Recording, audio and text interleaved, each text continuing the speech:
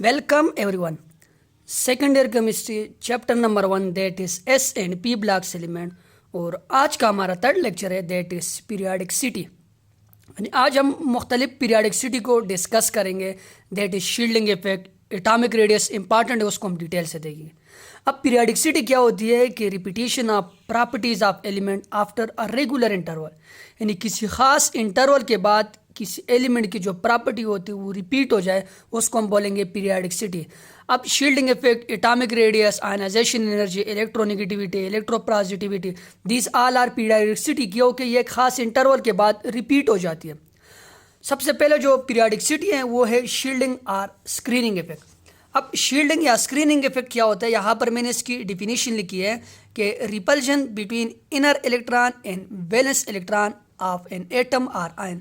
For example मैं यहाँ पर कोई एटम लिख लेता हूँ, इसका ये पहला शेल है, सिमिलरली दूसरा शेल है, तीसरा शेल है। अब न्यूक्लियस क्या करेगा, ये जो वैलेंस शेल के अंदर इलेक्ट्रॉन है इसको अट्रैक्ट करेगा, इलेक्ट्रॉन के ऊपर नेगेटिव चार्ज, न्यूक्लियस के ऊपर positive charge, opposite charge attract each other. अब ये इलेक्ट्रॉन जब नीचे आएगा तो ये जो इनर शेल है, इनर शेल के अंदर भी इलेक्ट्रॉन होते हैं, उसके ऊपर नेगेटिव चार्ज होते हैं, तो same charge repel one in other. अब वैलेंस इलेक्ट्रॉन और इनर इलेक्ट्रॉन के दरमियान ये जो रिपल्शन है इसी को हम बोलते हैं शील्डिंग और स्क्रीनिंग इफेक्ट। अब स्क्रीनिंग या शील्डिंग इफेक्ट क्या करते हैं, इसकी वजह से जितने ज़्यादा शील्डिंग इफेक्ट होगी तो हमारे पास साइज बढ़ेगा एटम का। कैसे, हम ट्रेंड देखेंगे कि लेफ़्ट टू राइट क्या होता है और टॉप टू बॉटम क्या होता है किसी भी स्क्रीनिंग या शील्डिंग इफेक्ट में। अगर हम ट्रेंड देखें इसका, यानी लेफ़्ट टू राइट और top to bottom, left to right जब हम डिस्कस करेंगे तो वो पीरियड होगा और टॉप टू बॉटम जब हम डिस्कस करेंगे वो ग्रुप होगा। अब अगर हम ग्रुप में देखें तो top to bottom shielding effect increase. Why shielding effect increase, अगर हम टॉप टू बॉटम आ जाएं तो टॉप टू बॉटम आने से हमारे पास क्या होता है, हमारे पास एक्स्ट्रा शेल आता है। अब अगर एक्स्ट्रा शेल आएगा तो शेल के अंदर इलेक्ट्रॉन आएंगे, इनर इलेक्ट्रॉन की तादाद ज़्यादा होगी, जितनी इनर इलेक्ट्रॉन की तादाद ज़्यादा होगी तो हमारे पास क्या होगा, शील्डिंग इफेक्ट बढ़ेगा।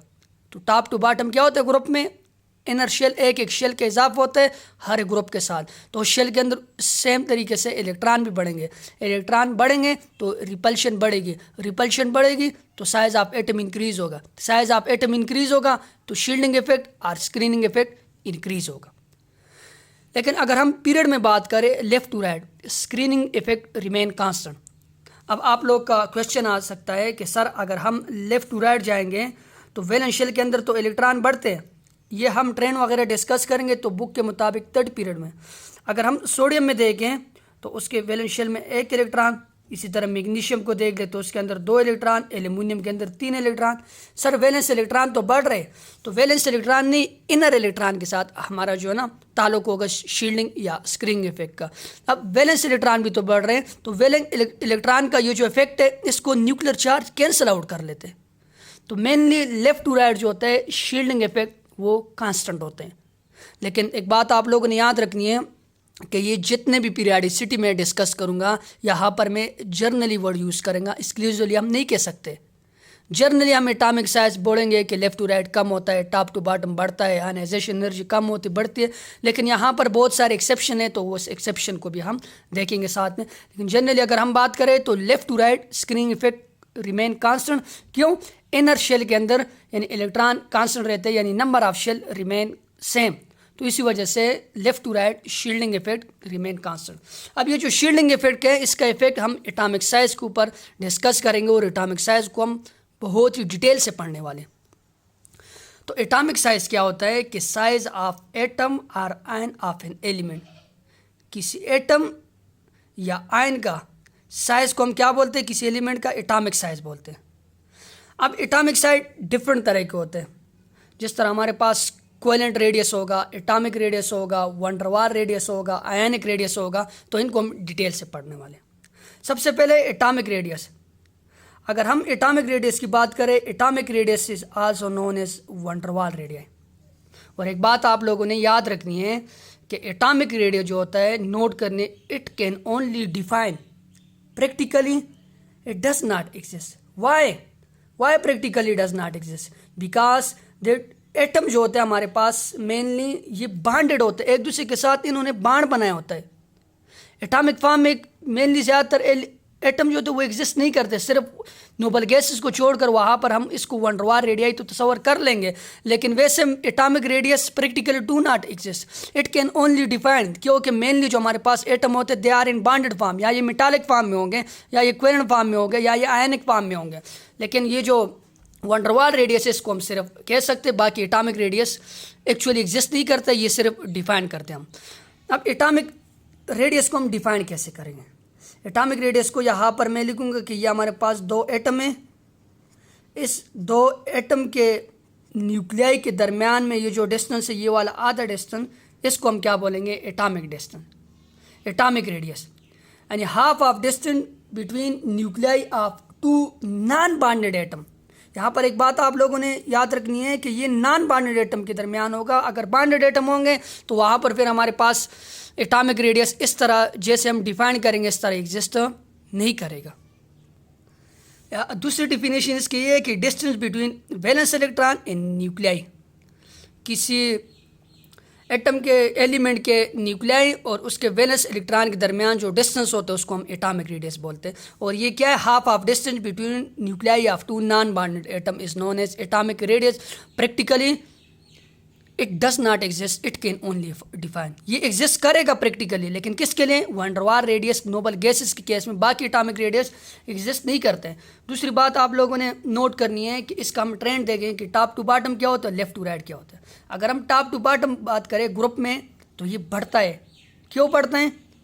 शील्डिंग इफेक्ट बढ़ता है, साइज ऑफ एटम बढ़ता है, न्यूक्लियस और वैलेंस इलेक्ट्रॉन के दरमियान अट्रैक्शन कम होती है।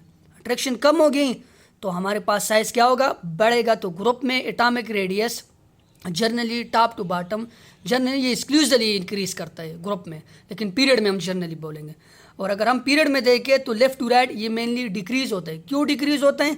कि वहाँ पर न्यूक्लियर चार्ज बढ़ता है और अट्रैक्शन बढ़ती है न्यूक्लियस और वैलेंस इलेक्ट्रॉन की, तो वहाँ पर हमारे पास साइज क्या कर जाते हैं? श्रिंक कर जाते हैं। तो साइज लेफ्ट टू राइट क्या होते हैं? कम होते हैं, और टॉप टू बॉटम इंक्रीज करता है, क्योंकि न्यूक्लियर चार्ज बढ़ते हैं बाय 1 यूनिट, एक एक अगर हम साथ में जाएं। तो अगर इस तरह से हम इसको डिफाइन करें तो थर्ड पीरियड एलिमेंट के केस में हम ये देखेंगे कि लेफ्ट टू राइट अगर हम बोले साइज बढ़ते हैं कम होते हैं तो हम ऐसे बोलेंगे कि ये सोडियम का साइज़ है, ये मैग्नीशियम का साइज़ है, ये एल्यूमिनियम का साइज़ है, ये सिलिकॉन का साइज़ है, ये फास्फोरस का साइज़ है, ये सल्फ़र का साइज़ है, ये क्लोरीन का साइज़ है, और ये आर्गान का साइज़ है।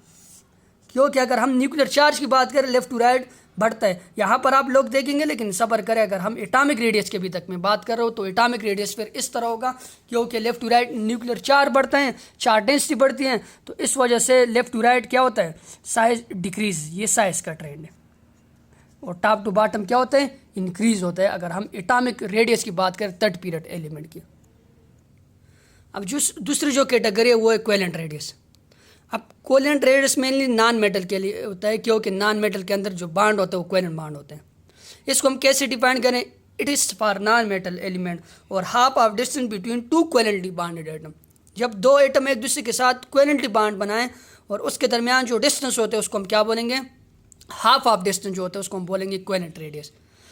अब नॉन मेटल एलिमेंट के लिए अगर हम एटॉमिक रेडियस की बात करें तो या वो एटॉमिक रेडियस होगा या वो कोवेलेंट रेडियस होगा। अब अगर हम एटॉमिक रेडियस की बात करें तो ये गलत है, क्योंकि atomic radius not possible for non metal element यानी कोवेलेंट रेडियस के, यानी कोवेलेंट बॉन्डेड एटम के दरमियान। क्योंकि ये जो नॉन मेटल होते हैं, ये क्लोरीन हो गया, जिस तरह सल्फ़र हो गया, फास्फोरस वगैरह हो गए, ये एक दूसरे के साथ कोवेलेंट बॉन्ड बनाए होते हैं। इसके एटॉमिक रेडियस एटॉमिक फॉर्म में ये एग्जिस्ट नहीं करते। अगर हम एटॉमिक रेडियस की इसकी बात करें तो क्या होगा?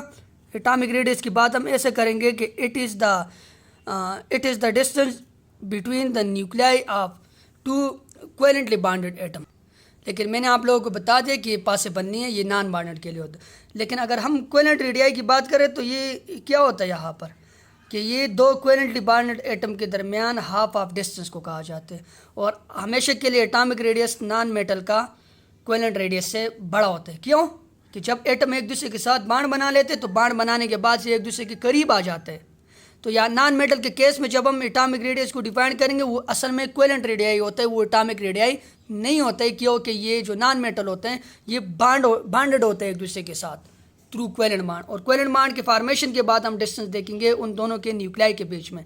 लेकिन जब बॉन्ड बन जाते हैं उसके बाद एटम एक दूसरे के करीब आ जाते हैं। एटम जब एक दूसरे के करीब आ जाएंगे तो वो उसका साइज होता है वो स्मॉल होता है, तो हम कहेंगे कि covalent radius is smaller than atomic radius non metal के केस में।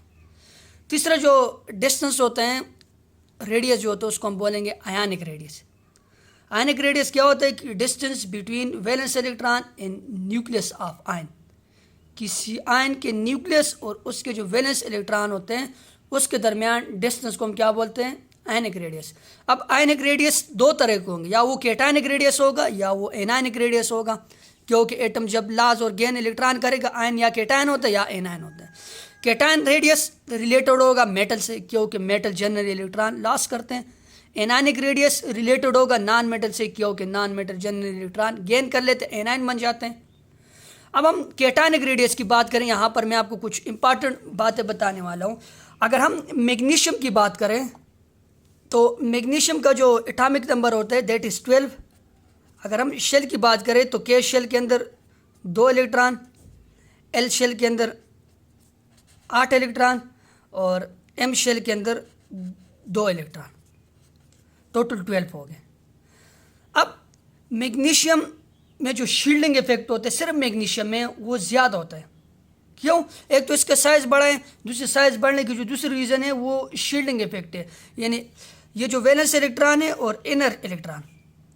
अब वैलेंस इलेक्ट्रॉन मैग्नीशियम में 2 है और इनर इलेक्ट्रॉन एल के अंदर 8 है, तो यहाँ पर रिपल्शन ज़्यादा होगी, इसका साइज़ बड़ा है। दूसरी बात हम जब करें तो साइज़ इसका बड़ा है मैग्नीशियम का। क्यों? शील्डिंग इफेक्ट यहाँ पर ज़्यादा है। लेकिन मैग्नीशियम जब एक इलेक्ट्रॉन लॉस कर जाता है, एक इलेक्ट्रॉन इसने यहाँ पर लॉस कर लिया, तो ये मैग्नीशियम मोनो पॉजिटिव आयन बन गया। अब यहाँ पर एम के अंदर जो इलेक्ट्रॉन है वो 1 है, तो रिपल्शन यहाँ पर क्या है, थोड़ी सी कम है। इनर इलेक्ट्रॉन और वैलेंस इलेक्ट्रॉन के दरमियान रिपल्शन क्या हो गई, कम हो गई। यहाँ पर आप लोग देख सकते हो। तो शील्डिंग इफेक्ट थोड़ी और कम होगी। अब जब मैग्नीशियम मोनो पॉजिटिव आयन जो है ना वो एक और इलेक्ट्रॉन लॉस कर लेगा, तो डाई पॉजिटिव जब बन जाएगा, तो एम के अंदर यहाँ पर इलेक्ट्रॉन है नहीं, अब तो पूरे का पूरा शेल ही निकल गया, शेल ही नहीं है। अब वैलेंस इलेक्ट्रॉन ये वाले, इनर इलेक्ट्रॉन ये वाले, तो इनर इलेक्ट्रॉन कम है, यहाँ पर रिपल्शन कम होगी, शील्डिंग इफेक्ट कम होगा। अगर हम शील्डिंग इफेक्ट की बात करें तो सबसे ज़्यादा मैग्नीशियम 12 में, यानी सिर्फ मैग्नीशियम एटम में। उसके बाद मैग्नीशियम मोनो पॉजिटिव आयन में थोड़ा सा कम, और यहाँ पर बहुत ही कम हो गया। और अगर हम साइज़ की बात करें तो सबसे बड़ा साइज़ मैग्नीशियम का, उसके बाद मैग्नीशियम मोनो पॉजिटिव का, और उसके बाद सबसे कम जो साइज़ है वो मैग्नीशियम डाई पॉजिटिव का है। तो एटॉमिक रेडियस कम हो रहा है किसका, जब हमारे पास केटायन होगा। केटायन कोई भी केटायन होगा उसका अपना जो एटम होगा उससे साइज़ हमेशा के लिए कम होता है। अब जितने जितने इलेक्ट्रॉन वो लॉस करते हैं तो एटॉमिक रेडियस या केटायनिक रेडियस उतने ही कम होते जाते हैं। अब अगर हम नॉन मेटल का केस डिस्कस करें, नॉन मेटल के लिए मैंने यहाँ पर नाइट्रोजन लिखा है। आपको पता है कि नाइट्रोजन के एटॉमिक नंबर 7 होता है। अब इसके के अंदर 2 इलेक्ट्रॉन, एल के अंदर कितनी हो जाएगी, एल के अंदर 5 इलेक्ट्रॉन। अब नाइट्रोजन जब नॉन मेटल है तो वो एनायनिक रेडियस हम उसका डिस्कस कर, जब ये एक इलेक्ट्रॉन गेन करेगा तो इसके ऊपर नाइट्रोजन नेगेटिव चार्ज आ जाएगा, इसको हम बोलते हैं नाइट्राइड आयन। ये क्या बन गया, nitride ion, NiTrID, nitride ion. ये नाइट्राइड आयन बन गया। तो एल शेल के अंदर यहाँ पर कितने इलेक्ट्रॉन हो गए, अब 6 इलेक्ट्रॉन हो गए।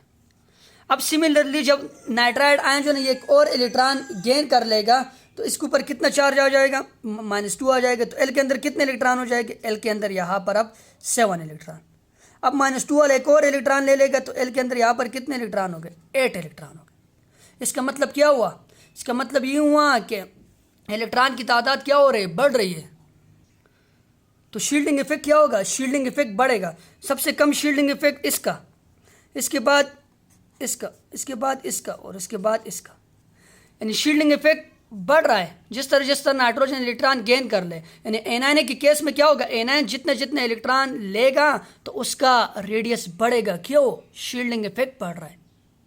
अब यहाँ पर आप लोगों ने एक बात नोट करनी है कि with increase of positive charge the size decreases due to decrease in shielding effect. और यही जो केस है वो एनायन के लिए, यानी नेगेटिव चार्ज जितना बढ़ेगा शील्डिंग इफेक्ट उतना ही बढ़ेगा, और साइज़ आप लोगों के पास क्या होगा, साइज़ आप लोगों के पास इंक्रीज होता जाएगा। तो साइज़ का मैं अगर आप लोगों को एक जनरल सा ट्रेंड लिख लूँ तो साइज़ है ये। तो साइज़ का ट्रेंड क्या होगा कि सबसे कम साइज़ केटायन का होगा, केटायन के बाद उस एटम का होगा, और सबसे बड़ा जो साइज़ होगा वो एनायन का होगा। यानी मतलब क्या हुआ, मैग्नीशियम का साइज़ ये है, सिर्फ मैग्नीशियम का। मैग्नीशियम के ऊपर जब पॉजिटिव चार्ज आएगा तो साइज़ ये हो जाएगा, जब दूसरा पॉजिटिव आएगा इससे भी कम हो जाएगा। लेकिन एनायन के केस में नाइट्रोजन का साइज़ ये है, तो नाइट्रोजन के ऊपर एक नेगेटिव चार्ज, ये वाला साइज़, दूसरा आएगा तो और भी बढ़ेगा, तीसरा आएगा तो और भी बढ़ेगा। क्यों, शील्डिंग इफेक्ट बढ़ता जाता है। तो शील्डिंग इफेक्ट के साथ इसका ट्रेंड क्या होगा कि शील्डिंग इफेक्ट बढ़ेगा तो साइज ऑफ एटम क्या होगा, इंक्रीज होता जाएगा। ठीक, आगे हम जो तीसरा जो रेडियस है चौथा, वो है metallic radius. Metallic radius defined only for metal element, ये सिर्फ मेटल एलिमेंट के लिए होगा। अब जब दो मेटल एटम एक दूसरे के साथ बॉन्डेड होते हैं तो यहाँ पर 2 cation bonded by 2 metallic bond. कैसे कि हमें पता है कि मेटालिक बॉन्ड में एक फ्री इलेक्ट्रॉन होते हैं, वो एक के न्यूक्लियाई के दूसरे के न्यूक्लियाई को एक दूसरे के साथ जोड़ के रखते हैं, तो ये एक मेटालिक बॉन्ड हो जाता है एक इलेक्ट्रॉन सी थ्योरी के मुताबिक। अब अगर मेटल के लिए हम एटॉमिक रेडियस को डिफाइन करें और साथ में मेटालिक रेडियस को डिफाइन करें, तो यहाँ पर भी मैं आप लोगों को बताऊँ कि मेटल के केस में भी atomic radius does not exist, it can only be define. अगर किसी जगह पर एटॉमिक रेडियस ऑफ मेटल का लिखा हुआ है, इस तरह आप लोगों की बुक के अंदर लिखा हुआ है, वहाँ पर उन्होंने साफ साफ कर लिया कि metallic radius of sodium magnesium and aluminium, covalent radii of silicon phosphorus sulphur and chlorine, while van der Waals radii of कौन, आर्गन। वो तो आगे मैं आप लोगों को डिटेल से लेकिन ये जो एटॉमिक रेडियस अगर लिखा जाए तो एटॉमिक रेडियस के लिए सिर्फ डिफाइन होता है, क्योंकि ये एटॉमिक फॉर्म में एग्जिस्ट नहीं करते। मेटल एटम एटॉमिक फॉर्म में एग्जिस्ट नहीं करते। इसका हम क्या देखेंगे, इसका मेटालिक बॉन्ड, यहाँ पर इन्होंने मेटालिक रेडियस लिखा है, ये प्रैक्टिकली एग्जिस्ट करते हैं। अब ये मैंने छोटा किया और ये बड़ा किया, क्यों, बॉन्ड बनने के बाद एटम एक दूसरे के करीब आ जाते हैं। तो यहाँ पर फिर हम थर्ड पीरियड को डिटेल से और यहाँ पर मैं एग्जाम्पल से आप लोगों को अभी सारी बातें समझाने वाला हूँ। अगर आप लोग अभी एटॉमिक रेडियस की बात करेंगे तो एटॉमिक रेडियस का जो ट्रेंड होगा वो फिर ऐसा होना चाहिए, क्योंकि लेफ़्ट टू राइट मैंने कहा कि क्या होता है, न्यूक्लियर चार्ज बढ़ते हैं, तो न्यूक्लियर चार्ज अगर बढ़ेगा एटॉमिक के केस में तो फिर आप लोग के पास साइज़ ये होना चाहिए, सोडियम का साइज़ सबसे बड़ा होना चाहिए और आर्गन का साइज़ सबसे छोटा होना चाहिए। अगर आप लोग एटॉमिक रेडियस की बात करो जब बॉन्डेड ना हो। लेकिन मैंने आप लोगों को कहा कि एटॉमिकली यानी एटॉमिक रेडियस सिर्फ नोबल गैसेस के लिए एग्जिस्ट होता है, बाकी किसी के लिए भी एटॉमिक रेडियस को हम डिफाइन नहीं कर सकते। तो फिर हम क्या करते हैं, फिर हम देखेंगे कि यहाँ पर ये एलिमेंट आपको याद भी होने चाहिए कि sodium magnesium aluminium silicon phosphorus sulphur chlorine and argon, ये थर्ड पीरियड एलिमेंट है। अब ये जो एलिमेंट हैं इसको हम बोलते हैं मेटालिक, यानी इनका जो रेडियाई होगा वो कौन सा होगा, वो मेटालिक होगा, मेटालिक रेडियाई। सिमिलरली सिलिकॉन से लेकर क्लोरीन तक जो रेडियाई होगा इसको हम क्या बोलेंगे, इसको हम बोलेंगे कोवेलेंट।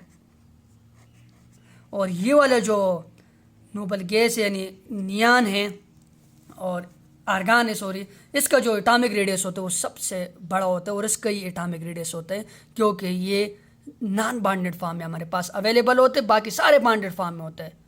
तो ये जो एटॉमिक रेडियस है इसका ट्रेंड कुछ और है कि हम मेटालिक बॉन्ड को डिफाइन करेंगे, हम कोवेलेंट बॉन्ड को डिफाइन करेंगे, हम आयनिक को डिफाइन करेंगे, तब जाकर हम इस एटॉमिक रेडियस को डिफाइन कर सकते हैं। वैसे एटॉमिक फॉर्म में ये प्रैक्टिकली एग्जिस्ट नहीं करते। Thank you for watching my video.